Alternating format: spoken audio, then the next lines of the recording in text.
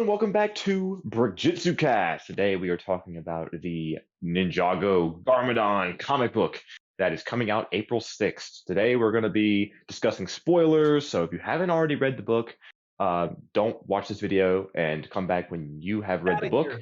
Go to your comic book store. Yeah, or buy it online. Read the book. It's good. Spoiler What they warning. said. Spoiler warning. Buy every cover variant. There are like 5, and one has Lloyd. Very true. I had to add as well. Thank you so much to Skybound and the Lego Ambassador Network for providing us with this comic. All of our opinions are our own opinions, and we are very excited to discuss this. So I'm gonna we're gonna do some introductions real fast. I was ready to get into it, but we'll do some introductions. So I'm Braden, aka Ninja Whip. You guys know who I am. We have the Joshua deck here. So Joshua, go ahead, man. Hey, you guys can find me at the absolute trash fire of a podcast known as Marvelous Cast. Or you can just find me on Twitter at search my name on Google. It'll find you there, or it'll send you there. I guess up next is Chris. Take it away. Guys, my name's Chris, or Legends and Ninjago. Super pumped to be here. Ace, your turn. Hey, I'm Ace, or aka My Brick Opinions. I can't wait to talk Garmadon. Garmadon. Oh, you go. Okay, I'm Kyle, aka Deluxe Collectibles, and yeah, I'm excited to be here to talk about Garmadon. All right, you go, Logan. All right, hey, I'm Logan, aka _brick_dude_. It was the easiest to get. On to Speedy. Hi, I'm Speedy. I am the newest member, I guess. I'm so excited to talk about this comic book. Awesome. Well, why don't you start us off then, Speedy? If you're so excited, why don't you go ahead and start us off with what you think? I have to start off. yes, go for it. You're the winner here. I don't know if I talk about this often enough, but Garmadon is my second favorite character in the whole show. Nice.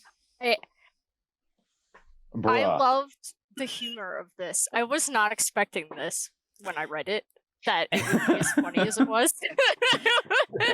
Yes. Because like when we left Garmadon, he was starting to become more funny. Like in March of the Oni, he was kind of funny, but he was still kind of that how do you explain that? He didn't have a personality. Yeah, he was very personality dead. So this is like, but in this, he's 100% agree though, because I feel like they encapsulated the writer encapsulated Garmadon's personality from the show extremely well in this. I think he's literally the same. It's so good. Kind of like I said in the non-spoiler review, I feel like the Garmadon that we're getting is season 1, season 2, sort of almost like that episode where he's living with them, on the bench. Yeah. I love that episode. grinding his teeth with a nail file or a metal file or something like that. I'm bathing in a storm. That's this Garmadon. It's great. Yeah.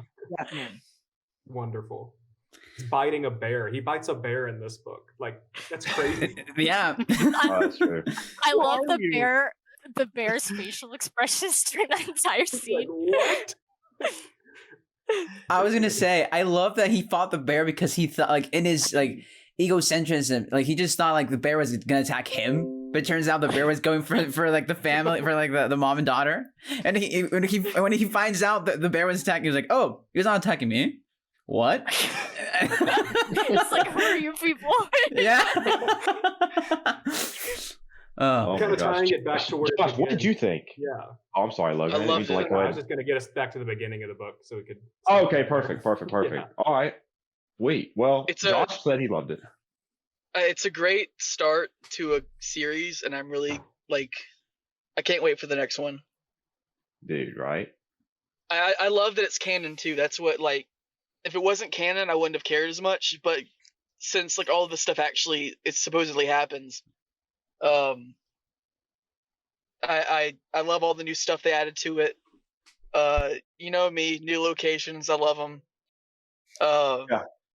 Yeah, I love this characterization of Garmadon too. Logan, go for it. Yeah, sure. So, we're picking up with Garmadon. It's right after March of the Oni. He's basically homeless, kind of just walking around the woods doing Garmadon things. I mean, he's fishing. He's just kind of living a simple life. His hair is different. He's got the Overwatch piece. I think it was introduced there, right? I thought it was Red Suns and white. That's right. It's yeah, Red I'm pretty Suns. sure it's You're Red Sun. You're Yeah. right. It's Red Suns. I was thinking of Wait, something. no, I thought it was Genji's. It's got the sideburns that like poke out. I could have The sworn it was Red Suns because it has the ponytail. the front portion of Genji's is also different too. Yeah, Okay. that's true. Little bangs and stuff. It's like a cross between the two of them. The piece doesn't actually exist in Lego. Yeah, no, it doesn't exist. It could. It's a drawing. But it could one day. Lego. He's kind of sleeping it off, kind of living in the woods, doing his own thing. He's fishing, but he's not a very good fisherman. He's having nightmares. He's having a lot of nightmares where he's being attacked by, I guess it's guilt for all the bad things he's done. What do you guys think of that? I Yeah, loved the nightmare sequence.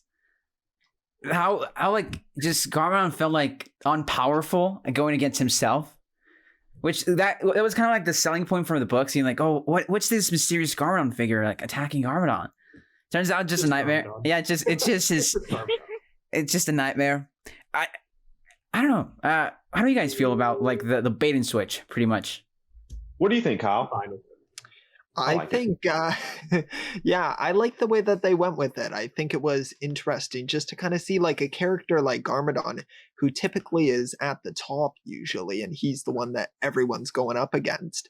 It's interesting to see him kind of have to face his own demons in a sort of way, and not in like the typical way of where it's like there's two of him literally right there, but it's kind of him fighting his past and everything that's kind of happened. And I like that too because it so closely ties it in with the Ninjago series. This doesn't feel like it's just a complete disconnect. It really feels like they're respecting the character of Garmadon and really keeping that legacy that they built up for him.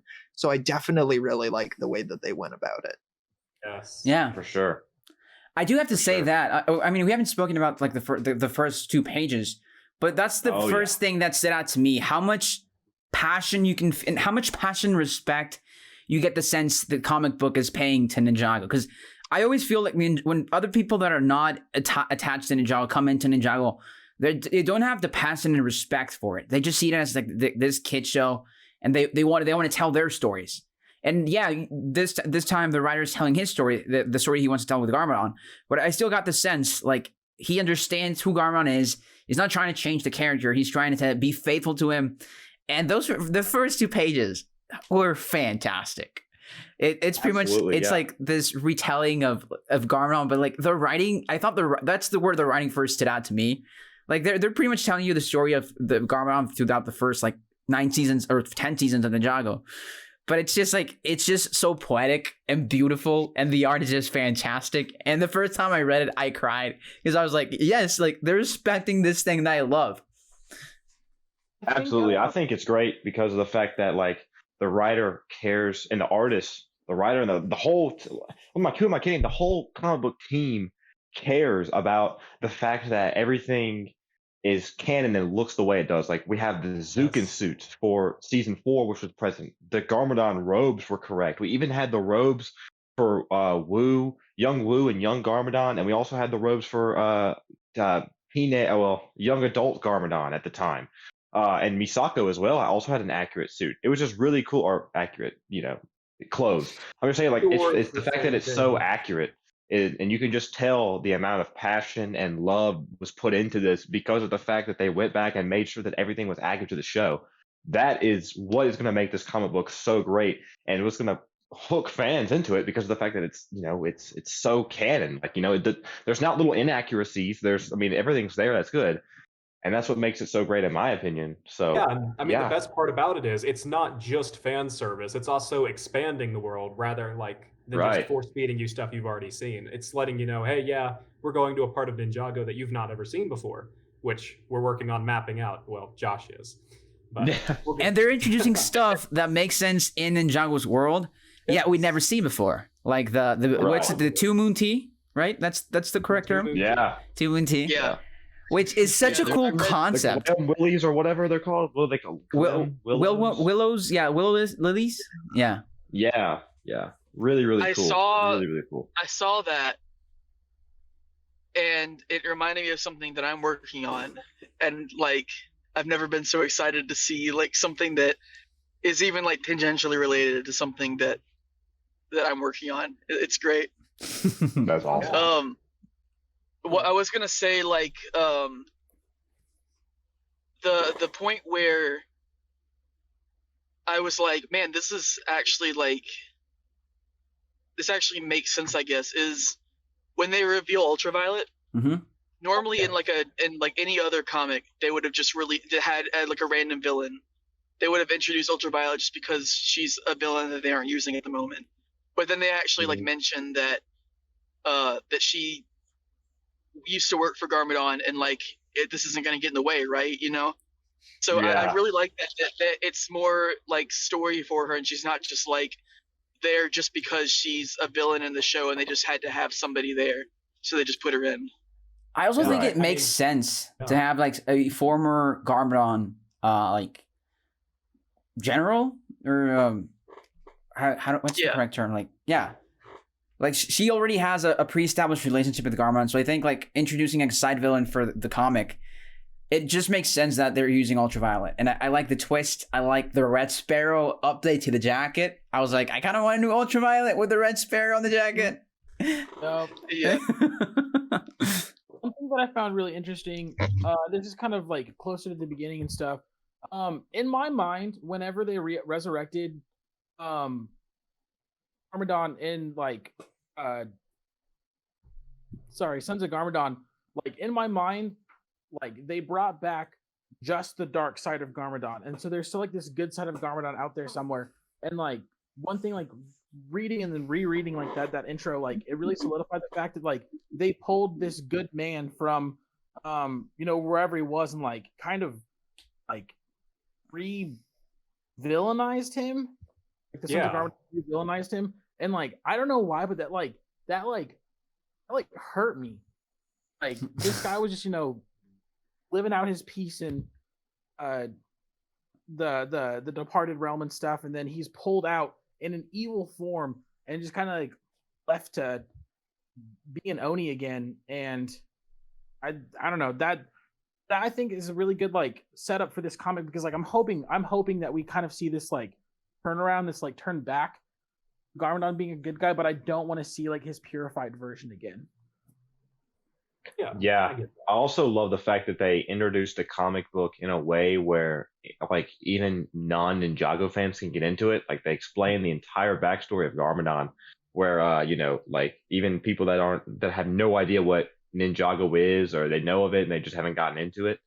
This was a great way for other people that aren't fans to get into the story. And I think that the way that the writer introduced Garmadon and the way that the art is really telling the story was just absolutely fantastic personally. And I just thought that was a really cool touch.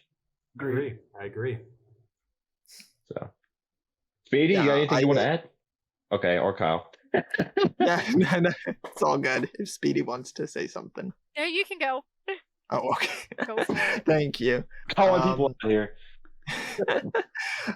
Basically, I was just gonna jump on and say I like how it's kind of almost like a series where you can kind of jump into it even if you're not fully up to date on Ninjago, because I feel like Garmadon in himself, even if you take out those first 2 pages that really like establish the lore for a fan, I think he's just an interesting character on his own, and they've put him far enough away from any other character other than like bringing in Ultraviolet, who I think they can kind of just establish his own sort of story and journey here. And I think it's a very kind of relatable story as well, because I think at its core, it's kind of going to that idea of that Garmadon has regrets, and it's not going to be an easy fix of just being transformed back into his normal form. It's going to be him having to come to terms with being Garmadon, but being like the type of Garmadon that he can like live with being. So I think it's kind of just an interesting like internal struggle for the character.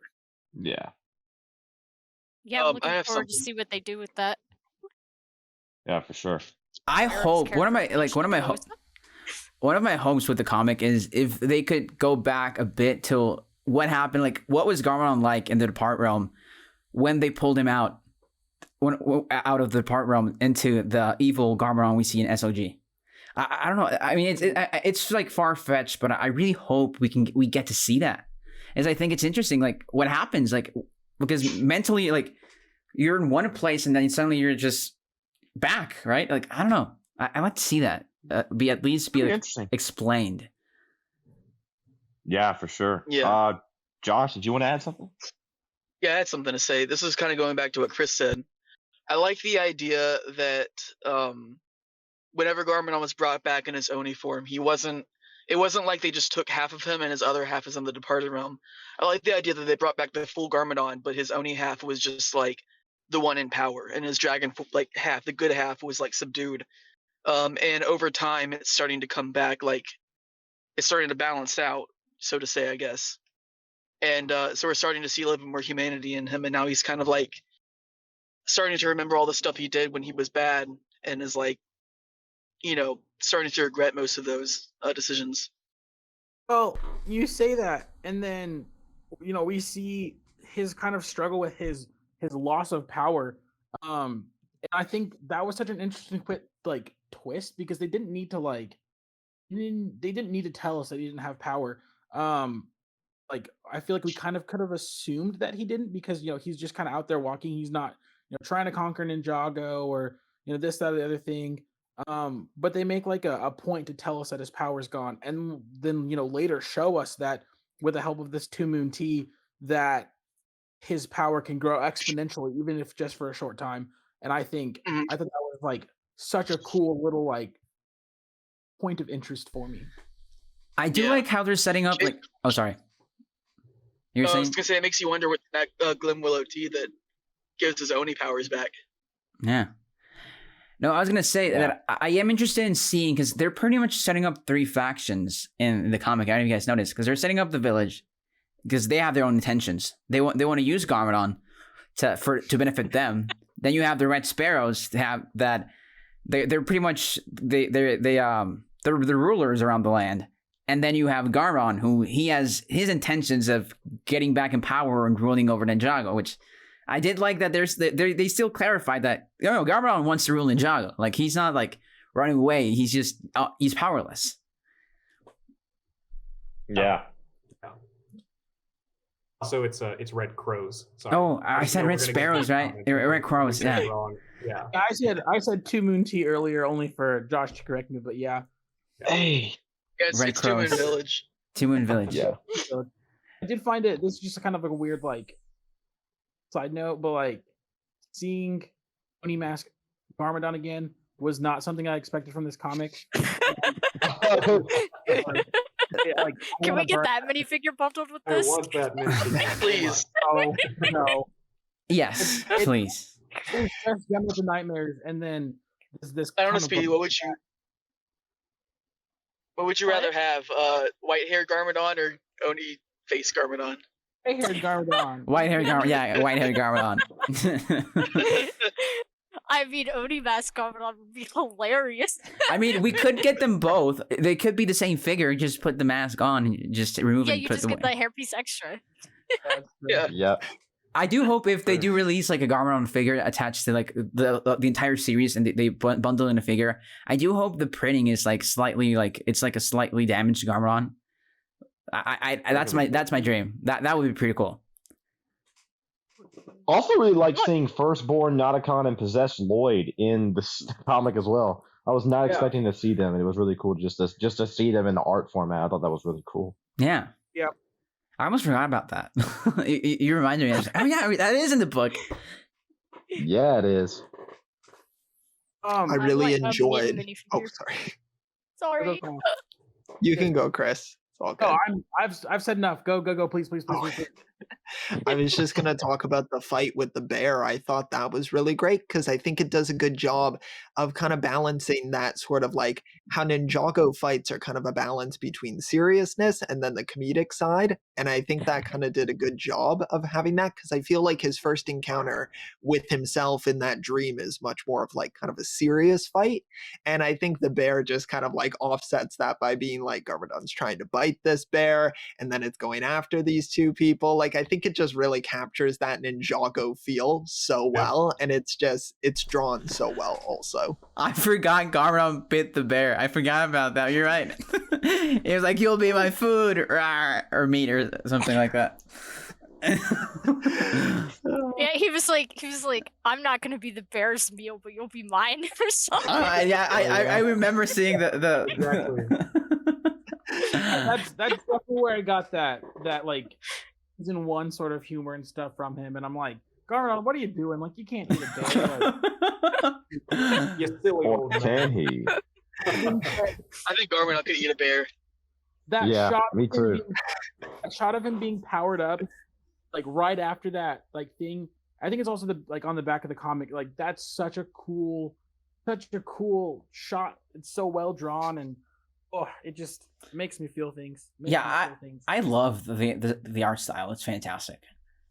It kind of makes me want to like see more. Like, if this is successful, like I'd love to see like a Ronin spin-off comic book as well. Oh, Yeah. Like I'd like to see these side characters that we haven't seen. Like Skylar would be pretty cool as well. What has she been up to? I want to see the adventures make a of new- Scales Jr. and his jet ski. Yeah, yeah, definitely, yeah. just a one-off. Yeah.